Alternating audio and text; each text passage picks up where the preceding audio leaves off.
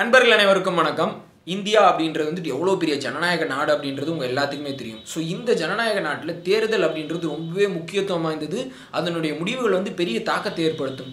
So அதை பற்றி நம்ம தேர்தலை பற்றி பேசுகிறப்போ எலக்ட்ரானிக் ஓட்டிங் மிஷின் அப்படின்றவனுடைய சர்ச்சை வந்து ரொம்ப நாட்களாக பேசப்பட்டு வந்துட்டு இருக்கு. அதை பற்றின நிறைய செய்திகள் இருக்குது. 2004 இப்போ வரைக்கும் எடுத்துக்கிட்டால் ஏகப்பட்ட நியூஸ் இருக்கும். ஸோ அதெல்லாம் வந்துட்டு நான் ஒட்டுமொத்தமாக கொடுத்தேன்னா உங்களுக்கு ரொம்பவே போர் அடிக்க ஆரம்பிச்சிடும். ஸோ இந்த வீடியோவில் எலக்ட்ரானிக் ஓட்டிங் மிஷினை ஹேக் பண்ண முடியுமா முடியாதா அப்படின்றத நான் ஒரு விஷயம் படித்து தெரிஞ்சுக்கிட்டதை வச்சு நான் கன்க்ளூட் பண்ணி சொல்கிறேன். நான் ஒரு பெரிய டெக்னோக்ராட் கிடையாது. ஸோ நான் டெக்னாலஜி சம்மந்தமாக அதிக விஷயம் சொல்லலை. ஸோ இதுக்கு முன்னாடி ஃபேக்ட்ஸ் என்ன சொல்லியிருக்காங்க அப்படின்றத நான் சொல்ல போகிறேன்.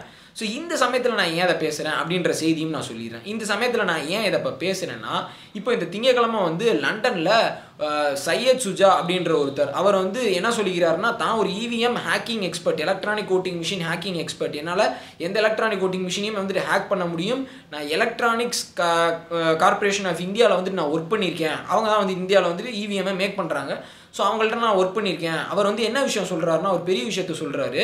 2014 எலெக்ஷன்ஸில் வந்துட்டு பிஜேபி எலெக்ஷனை ஹேக் பண்ணி தான் ஜெயிச்சாங்க, இவிஎம்ஐ ஹேக் பண்ணி தான் ஜெயிச்சாங்க அப்படின்னு வந்துட்டு அவர் சொல்கிறாரு. அவர் என்ன சொல்கிறாருன்னா, ரிலையன்ஸ் ஜியோவுடைய உதவியின் பேரில் கிட்டத்தட்ட 5 நிறையா ஸ்டேட், அந்த ஹிந்தி பெல்ட் ஸ்டேட்டில் எல்லாத்துலேயுமே வந்து லோ ஃப்ரீக்வன்சி சிக்னல் மூலியமாக நிறையா இவிஎம் வந்து ஹேக் பண்ணியிருக்காங்க. ஸோ அதனால தான் ரிசல்ட்டில் காங்கிரஸ் ரொம்பவே பின்னாடி போயிடுச்சு அப்படின்னு வந்துட்டு அவர் சொல்லியிருக்காரு. இதுக்கு அஸ்யூஷுவல் வந்துட்டு ஆளுங்கட்சி வந்து எதிர்ப்பு தெரிவிச்சிருக்காங்க. காங்கிரஸ் வந்து இவிஎம் உடைய நம்பகத்தன்மையை பார்த்தீங்களான்னு சொல்லிட்டு குற்றச்சாட்டு வச்சிருக்காங்க. எலெக்ஷன் கமிஷன் ஆஃப் இந்தியா வந்துட்டு அவங்க மேலே எஃப்ஐஆர் ஃபைல் பண்ண சொல்லியிருக்காங்க, சையத் சுஜா மேலே, அதாவது டெல்லியில் இருக்க போலீஸ் கிட்ட. எலெக்ஷன் கமிஷன் ஆஃப் இந்தியா வந்துட்டு இதை ரொம்பவே ஒரு ஆதாரமற்ற குற்றச்சாட்டு அப்படின்றத எலெக்ஷன் கமிஷன் ஆஃப் இந்தியா சொல்லியிருக்காங்க. ஸோ இதுக்கப்புறம் நிறையா தலைவர்கள் வந்து இதுக்கப்புறம் இவிஎம்மாக வச்சிருக்கவே கூடாது, பேலட் சிஸ்டம் தான் கொண்டு வரணும். நிறைய எதிர்க்கட்சி தலைவர்கள் அகிலேஷ், மாயாவதி, மம்தா பானர்ஜி, ஆம் ஆத்மி பார்ட்டி, கெஜ்ரிவால் அவர்கள், இவங்க எல்லாருமே சொல்லியிருக்காங்க. ஸோ இப்போது அவர் சொன்ன இன்னொரு முக்கியமான பகிரங்க குற்றச்சாட்டு என்னென்னா, கௌரி லங்கேஷ்ட வந்து நான் இந்த விஷயத்த சொன்னேன், அவங்க வந்து பப்ளிஷ் பண்ணுறேன்னு சொன்னாங்க. ஸோ அந்த சமயத்தில் தான் கௌரி லங்கேஷையும் கொண்டுட்டாங்க, ஏன் உயிருக்கும் இங்கே வந்துட்டு உத்தரவாதம் இல்லை அப்படின்னு ஏகப்பட்ட குற்றச்சாட்டு வச்சுட்டே போயிட்டே இருந்தார். ஸோ இப்போது இவிஎம்ஐ ஹேக் பண்ண முடியுமா முடியாதா அப்படின்ற விஷயத்தை வந்துட்டு நம்ம பார்ப்போம். ப்ராக்டிக்கலாக ஒரு எலெக்ஷன் டியூட்டிக்கு ஒர்க் போனவங்க எல்லாருமே வந்து ஜென்ரலாக எலக்ட்ரானிக் ஓட்டிங் மிஷினை பற்றி என்ன சொல்கிறாங்க அப்படின்னு தெரிஞ்சுக்கலாம். ஃபஸ்ட் இதோட டெக்னாலஜி என்ன அப்படின்னு பார்த்துக்கிட்டிங்கன்னா, இதோட ஹார்ட்வேர் எல்லாமே வந்துட்டு இந்தியாவில் தான் தயாரிக்கிறாங்க. எலக்ட்ரானிக்ஸ் கார்பரேஷன் ஆஃப் இந்தியா, அப்புறம் பாரத் எலக்ட்ரானிக்ஸ் லிமிடெட். ஸோ இவங்க தான் வந்துட்டு இதை செய்கிறாங்க. இதோட சாஃப்ட்வேர் கோடை வந்துட்டு மைக்ரோசிப் வெளிநாட்டிலேருந்து வாங்குறாங்க. இந்தியாவில் வந்து மைக்ரோசிப் எங்கேயுமே தயாரிக்கிறது இல்லை. ஸோ இந்த மைக்ரோசிப்பில் இந்த சாஃப்ட்வேரை வந்து என்கோட் பண்ணி இங்கே வந்துட்டு யூஸ் பண்ணிகிட்டு இருக்கிறாங்க இப்போது இங்கே. ஸோ இப்போது சையத் நுஜா சொன்ன மாதிரி இந்த எலக்ட்ரானிக் ஓட்டிங் மிஷின் இருக்குல்ல, அதை வந்துட்டு அவ்வளோ ஈஸியாக ஹேக் பண்ணிட முடியாது. ஏன்னா அதில் ஒய்ஃபையோ இன்டர்நெட்டோ ப்ளூடூத் கனெக்ஷனோ வந்துட்டு எந்த கனெக்ஷனுமே கிடையவே கிடையாது. ஸோ அதை ஹேக் பண்ணணும்னா அந்த எலக்ட்ரானிக் ஓட்டிங் மிஷினையே ஓப்பன் பண்ணி அதோட ஹார்ட்வேரையே மாற்றணும், அதில் என்கிரிப்ட் ஆகிருக்க கோடையே மாற்றணும். இது வந்து நடைமுறையில் சாத்தியமா அப்படின்னு கேட்டிங்கன்னா ரொம்ப ரொம்ப ரொம்ப ரொம்ப கஷ்டம். எந்த அளவுக்கு கஷ்டம் கேட்டுக்கிட்டிங்கன்னா, ஒரு யானை ஒரு நூல் ஊசி கேப்புக்குள்ளே போக முடியுமா? ஸோ அந்தளவுக்கு கஷ்டம். ஏன்னா எலக்ட்ரானிக் ஓட்டிங் மிஷின் அப்படின்றது வந்துட்டு எலெக்ஷன் கமிஷன் அதுக்குன்னு ஒரு கமிட்டி போட்டிருக்காங்க. தேர்தல் நேரத்தில் வந்துட்டு ஒரு 30 நாளைக்கு முன்னாடியே, ஒரு குறிப்பிட்ட தேதிக்கு முன்னாடியே டிஸ்ட்ரிக்ட் ஹெட் குவார்ட்டர்ஸ்க்கு போயிடும். அதுக்கப்புறம் ரேண்டமாக வந்துட்டு ஒவ்வொரு போல் பூத்துக்கும் வந்து செக்ரிகேட் பண்ணுவாங்க. எந்த போல் பூத்துக்கு எது போக போகுதுன்னு யாருக்குமே தெரியாது. ஸோ அந்த மாதிரி வந்துட்டு செக் பண்ணுவாங்க, அனுப்புவாங்க. அதுக்கப்புறம் செக் பண்ணி அனுப்புறதுக்கு முன்னாடி வந்து அந்த எலக்ட்ரானிக் ஓட்டிங் மிஷின் எல்லாமே ஒழுங்காக வேலை செய்யுதா அப்படின்னு சொல்லிட்டு எல்லாத்துக்குமே ஒரு ஓட்டு போட்டு பார்ப்பாங்க. இதெல்லாமே நடக்கும். அதுக்கப்புறம் என்ன நடக்கும்னா, அந்த போல் பூத்துக்கு போனதுக்கப்புறம் ஒரு மார்க் டெஸ்ட் நடக்கும், மார்க் போல்னு சொல்லுவாங்க. ஸோ அந்த போல் இது அப்போ வந்து எல்லா கட்சிக்காரங்களும் அங்கே இருப்பாங்க. எல்லா கட்சிக்காரங்களும் எல்லாருக்குமே சரியான அளவு ஓட்டு விழுகுதா அப்படின்றத பார்ப்பாங்க. எல்லா கட்சிக்கார ரெப்ரசன்டேட்டிவ் பொலிட்டிக்கல் பார்ட்டிஸ் அவங்கள்ட்ட வந்து ரெப்ரசன்டேட்டிவ்ஸ் இருப்பாங்களா, அவங்க எல்லாத்துலேயுமே கையெழுத்து வாங்குவாங்க. ஸோ இந்த மாதிரி எல்லா ப்ராசஸும் முடிஞ்சு இது எல்லாமே சிசிடிவி சர்வேலன்ஸில் நடக்கும். ஸோ இதெல்லாம் முடிஞ்சதுக்கப்புறம் தான் வந்துட்டு எலக்ட்ரானிக் ஓட்டிங் மிஷின் வந்து எலெக்ஷன் அந்த கமிஷனிங் ப்ராசஸ்க்குள்ளே போகும். அதுக்கப்புறம் ஓட்டு போடுவாங்க. இது எல்லாமே நடக்கும். இதுக்கப்புறம் இந்த எலெக்ஷன் முடிஞ்சதுக்கப்புறமும் வந்துட்டு ரொம்ப ஒரு ஹை செக்யூரிட்டி ரூமில் சிசிடிவி சர்வேலன்ஸ்குள்ளே போயிடும். ஸோ அதையும் வந்துட்டு பொலிட்டிக்கல் பார்ட்டிஸ் வந்துட்டு அந்த சிசிடிவி இது மூலியமாக வந்துட்டு மானிட்டர் பண்ணிட்டு இருக்கலாம்.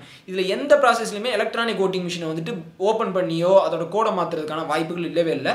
அது 256 பிட் என்கிரிப்ஷன் கோட் அப்படின்றத சொல்கிறாங்க, அந்த ஹார்ட்வேர் அது. ஸோ அதை வந்து கிராக் பண்ணுறது ரொம்பவே கஷ்டம்.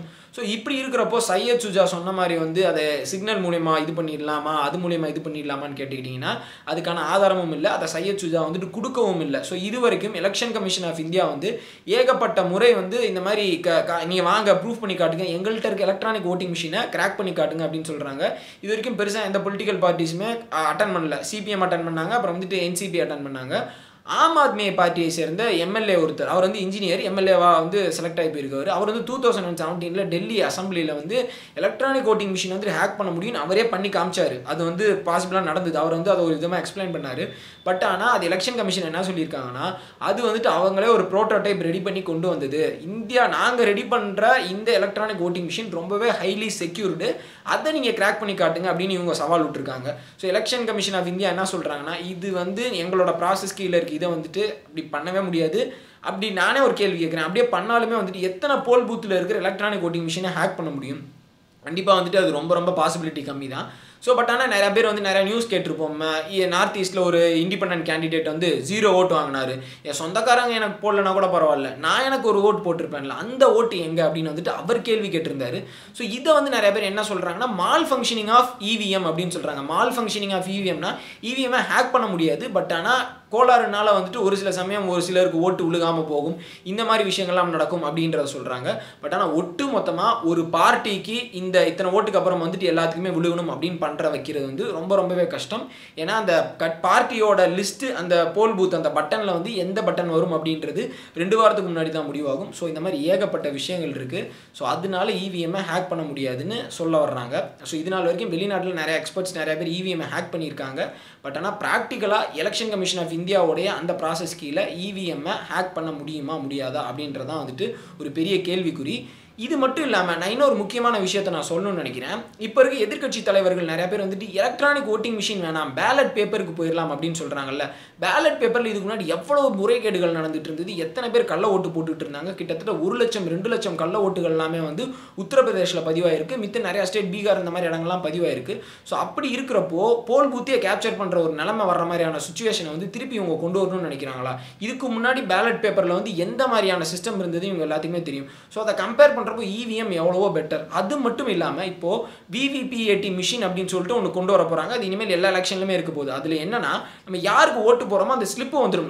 நம்ம அந்த ஸ்லிப் எடுக்க முடியாது. பட் ஆனால் அந்த டிரான்ஸ்பரண்ட் பாக்ஸ்குள்ளே வந்து நம்ம யாருக்கு ஓட்டு போட்டோம் அப்படின்றத பார்த்துக்கலாம். இனிமேல் அதை வந்து யாருக்கு ஓட்டு போட்டாங்க அந்த எலெக்ஷன் ரிசல்ட் அந்த பேப்பரை வச்சு மேட்ச் பண்ணி 25% அக்யூரேட்டாக இருக்கான்ற சாம்பிளையும் வந்துட்டு பண்ணுவாங்க. ஸோ போக போக நம்ம டெக்னாலஜிக்கலி அட்வான்ஸ் ஆகி போயிட்டு இருக்கோம். ஸோ இந்தியா போன்ற ஒரு ஜனநாயக நாட்டுக்கு பேலட் பேப்பர் சூட்டபிள் ஆகாது அப்படின்றதான் வந்து நான் சொல்ல வர விஷயம்.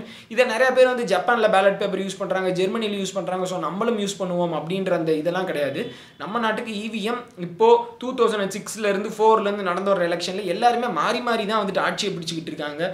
ஸோ அதுவே வந்துட்டு இவிஎம்மோட அந்த ஒரு நம்பகத்தன்மைக்கு போதுமானது. ஸோ தவறுகள் ஒரு சில இடத்துல இருக்க தான் செய்யும்.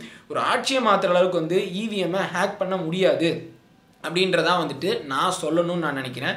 ஸோ ஒரு நிறைய விஷயம் சொல்லணும்னால கொஞ்சம் வேகமாக சொன்னேன். ஸோ இதுதான் இந்த வீடியோவில் நான் சொல்லணும்னு நினச்சது. இந்த வீடியோவில் இந்த இன்ஃபர்மேஷன் பிடிச்சிருந்ததுன்னா உங்கள் ஃப்ரெண்ட்ஸை ஷேர் பண்ணுங்கள், சேனலில் சப்ஸ்கிரைப் பண்ணுங்கள். நாளைக்கு வேறு ஒரு வீடியோவில் பார்க்கலாம். நன்றி, வணக்கம்.